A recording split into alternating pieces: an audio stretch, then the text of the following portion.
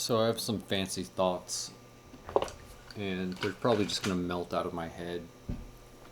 So, note to self, note to you. Maybe you'll find them interesting. I'm totally just gonna wing this. I was thinking about trait neuroticism for a while. It seems to be the only one in the ocean list that you wouldn't want, you know?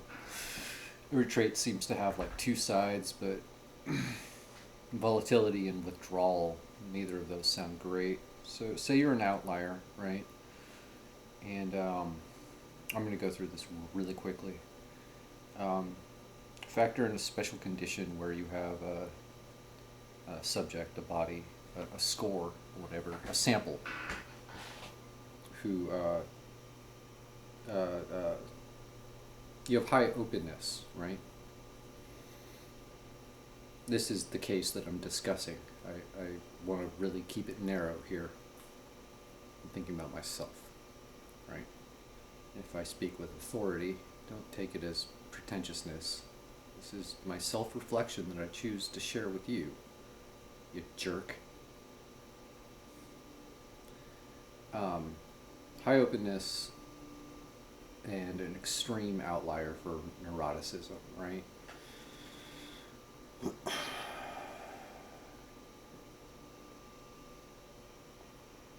Can neuroticism be a virtue? And if so, how?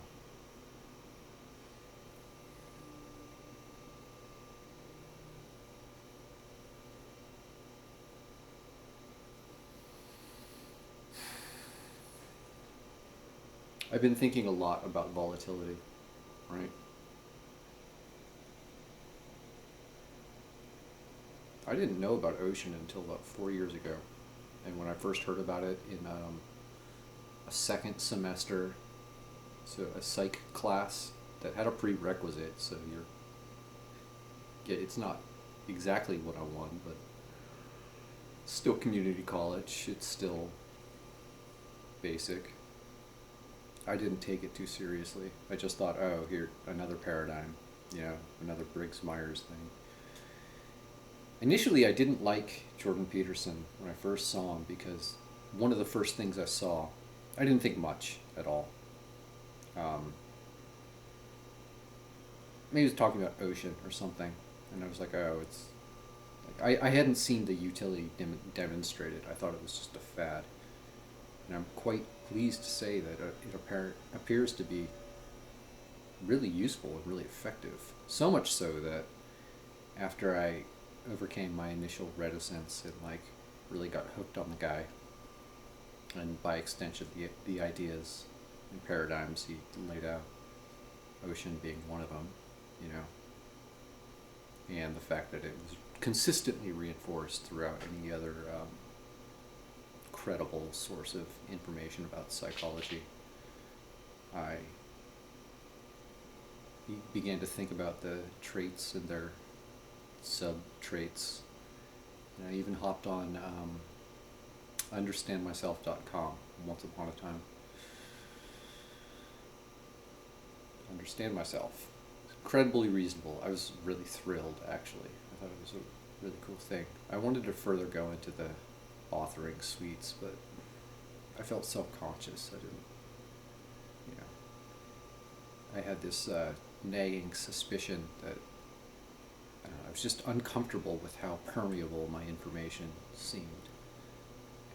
That only grew over time, you know. So my instincts served me well as far as demonstrating its veracity. That's why I go with it. Tangent. What is the virtue of volatility? I've thought about this question for a long time. No one likes it. No one likes you when you're volatile. But they do. They say they don't, right? This is a profound mystery for me that I've contemplated as deeply as I can. It's very relevant, personally. What am I going to do about myself? You know? human beings like certainty, and volatility flies in the face of that. So, to the degree that um, desire for certainty is healthy, volatility is a negative trait, or you know what I mean, negative in the colloquial sense. To the degree that that certainty is not warranted or harmful to that person, the desire to be certain about something, which is a strange case. When would a quest for knowledge and certainty not serve someone? It's like an ethical thing. It's a side. Well, then volatility becomes a virtue, right? Because you I don't know, break out of what would inevitably otherwise happen. People like things to be predictable, and when things are volatile, they don't get what they like. It's not really a rational judgment. It's about the most gut reaction, knee-jerk human reflex that you could have, you know. Yet we all have it in common, so it seems less irrational than the other emotional loop-de-loops and, I don't know, weirdnesses of fallibilities of human character and psychology. What is the virtue of volatility? Again, we're assuming that there's a virtuous side to neuroticism based on the case of a sample with high openness, narrow field, narrow case study myself, right? Yet, extrapolate. There's a lot of people on the planet. I can't be the only one. Hot and cold. This is pretty much what I came to say. Thanks for hanging on so long. If you're high in volatility and high in withdrawal,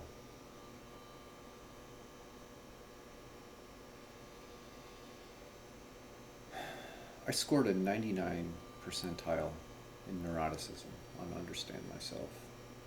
99 for withdrawal and 98 for volatile, which means there's one other person who took that test that's more volatile than me. Who is that person?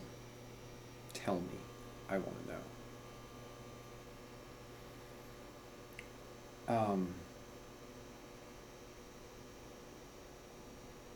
I think I'm beyond the threshold of susceptibility to negative emotion where I can just switch. I can just say, fuck it. You know? Like, I'm that volatile. I'm so volatile, I can, like, my volatility could implode on itself and become inert because of something to do with having a relatively high degree of openness. That's my theory. Therefore, I'm very agile psychologically.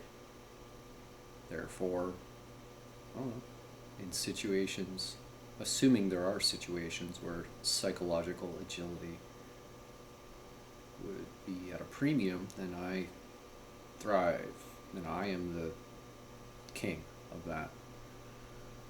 This could explain a lot of other things about my personality, the situations I seek out / find myself in / refuse, you know, seemingly irrationally. I have like an intuitive sense of how well I will perform in an environment where most people think, you know, they would perform well, and just they don't have an accurate reading of how I would be. Supremely adaptable, all the same, you know. Like, I can get into those environments and, like, check boxes and, like, But there's a subjective sense of thriving internally that I have a subtle but visceral emotional, like a physiological response. I don't, I, f- certain, it makes me feel a way, a certain way. That sounds wishy-washy, but it's the best I can put out. I'm looking for a certain feeling, and it's not high. It's not a. I know when things are on the right track, and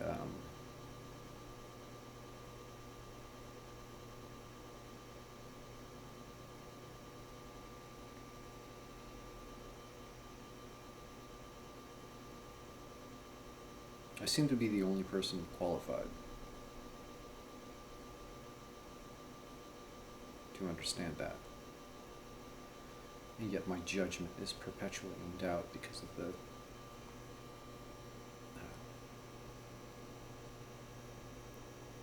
reputation that trait neuroticism is associated with.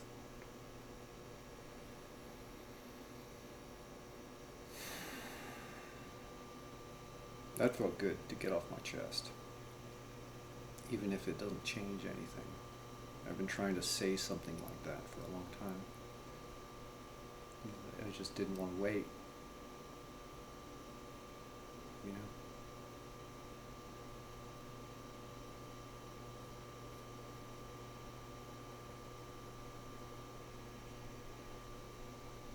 know? I'm a super affable person, within limits, you know, like agreeableness, according to Understand Myself, which again I thought it was great. I've come to like define myself. I know my scores, I remember what they were. I'm like 50-50. I'm super black and or white, or black and white. I'm like yes or no, you know. I prefer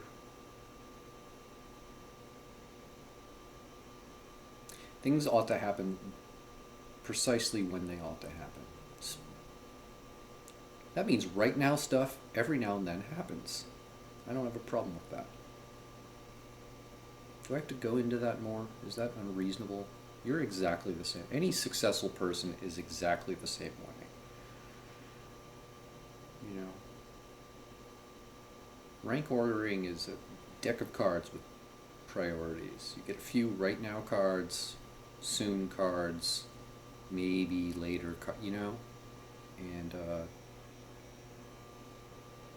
your life is a testament to your judgment as to what priorities you, what cards temporally you place, what your demands are. I am so sick of people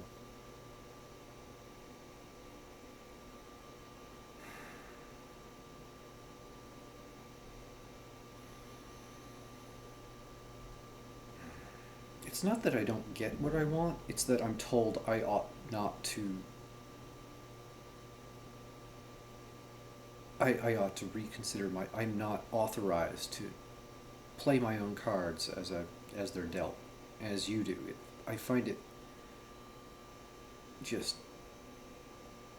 baldly hypocritical, especially considering how open I am to table discussions on what is what. I don't know, dude. Am I doing something wrong here? Because internally does not feel that way to me. I get a little spooked sometimes. People can be scary, or people can be impulsive, but it passes. But I just feel this.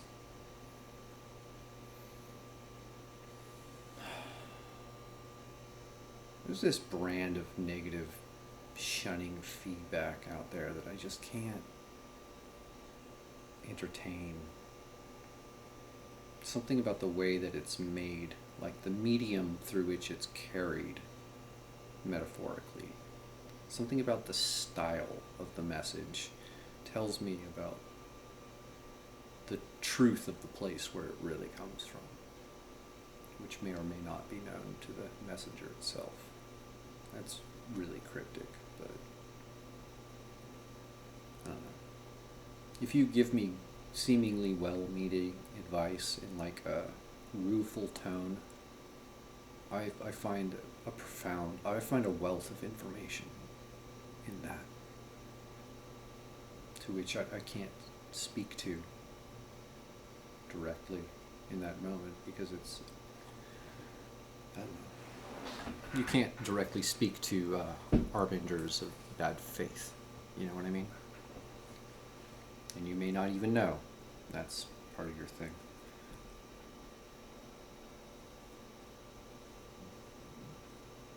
It's forgivable. It's fine. I'm not above that. I've done that myself, I'm sure. And not been aware of it. That's part of what it means to be a person. And that is pretty much the marquee reason that, like,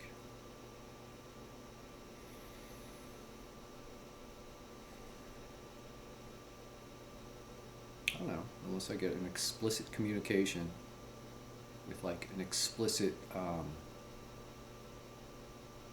what's the word? Not itinerary, but, like, obvious, clear information. Negative or positive, like, fine, just.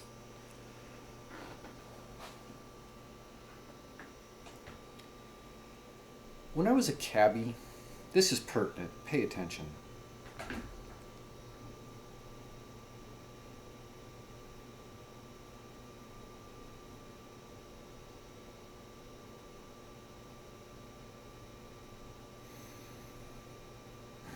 One of those magical people, right? I talked about getting into my car. You know, people would just show up into my life to kind of check me out for some reason. One of those people got into my car, and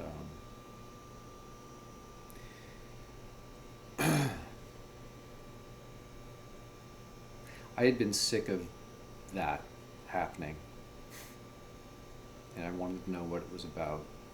And so I kind of challenged this guy intellectually. Okay? Details aren't that important. But I wanted to see if I could, like, get some information out of these people. What is the deal? Are you decentralized? Are you all in a club? You know, like, I'm interested. This is cool. It's interesting, but it seems pointless. Why would you spend time doing things that are pointless? So I had enough. And, like, I'm a 50-50 agreeable person. This dude's name was Seth.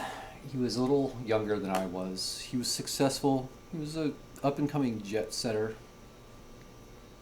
He was a policy maker at more than one super premium brand tech thing here in the city. It's not that impressive, but lucrative, right? So this guy's making money.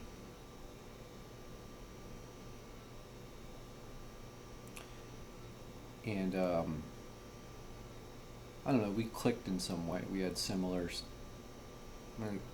types of person. Like, we could have gotten along together in high school or, like, at a bar or something. We spoke the same, we had a similar sense of style. It's hard to describe.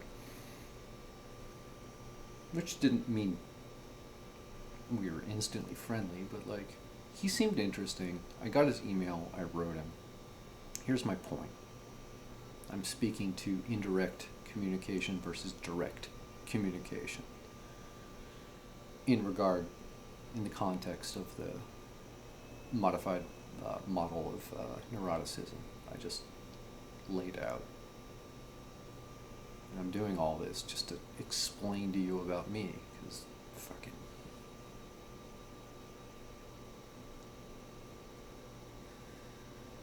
Well, I'm trying to explain to you about me. So I wrote this guy an email. I thought, this is it. I have a contact now. Cool. Maybe I can, like, work with them and stop being a cab driver. I need to do that. I need to do that right now. That was a right now card for me. So I wrote him. And I said, among other things,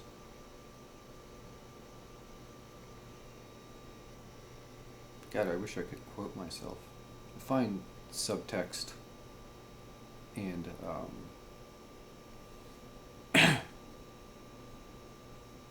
well, I find subtext distasteful.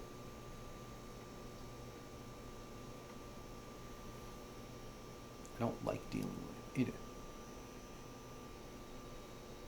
Can you imagine the irony of this entire situation? Because that letter escalated my situation, as it were, and got me more attention, I have to assume.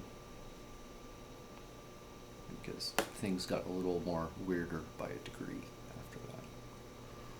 I don't know about this guy. For a long time, I held him in high regard. He was someone I wanted to just know, first of all. Secondly, protect. Potentially, like, he's expressing interest in me. He wasn't threatening. I hoped he wanted to do me a favor, you know? Not a stupid favor, but like if were I in his position, I would totally do for him what I hoped he would do for me. I would do that for people.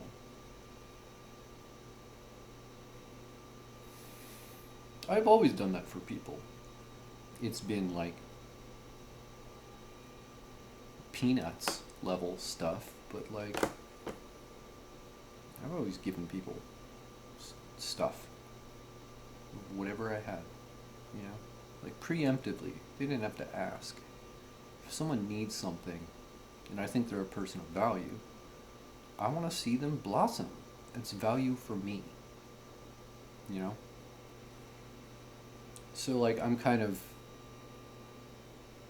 I don't think that's naive, but in the eyes of the world, that makes me super naive and super idealistic and just foolish to expect that from other people. This is a way we could all live, you know? I believe in that. I don't care. I'll go to my grave believing that, and I will be healthier and happier a human being for it. I'm just trying to leverage my intellect to make sure that richer rounds out the trio of healthier and happier. And there's nothing that anyone on the face of the fucking earth could say to dissuade me from the notion that is not a just and admirable goal. Not only just because it's for me, like, I deserve it, you know? I will take the Pepsi challenge. Try me, you know? But the satisfaction of that isn't just the having and being satisfied, but it's the replicability of it. If I have enough, I know how to choose winners. I don't want to hear any shit from you about my ability to do so. It'll be my cross, it'll be my problem. But I will do for people what I wish he had done for me. And I wish you would do for me, you know? We're moving past that. I'm not harping on this. I just want to... Clearly you're confused about who I am, how I feel, and why I want the things that I want. So maybe we can just close the book on that once and for all. Or you can ask me some direct questions. It doesn't have to be it's not a gotcha. It could be private. I prefer if it were private. I don't even have a specific person in mind I'm talking to, so if I hurt your feelings, like, I'm speaking to like some ghost in the air. Do you know what I mean? And even if I'm way off base about all of this, about my assumptions for you, actual people, whoever watches this, even if it doesn't apply to you, any of you at all, like, these are still the genuine feelings that I have that I can exercise. So that's it. Trait neuroticism. Not such a bad thing if you're open, potentially. Volatility is the ability to like go super hot, and if you're high on withdrawal too, maybe you can also just go super cold, which has interesting benefits if you are inclined a certain way. I don't know. The virtue of volatility, you know. So far, so good.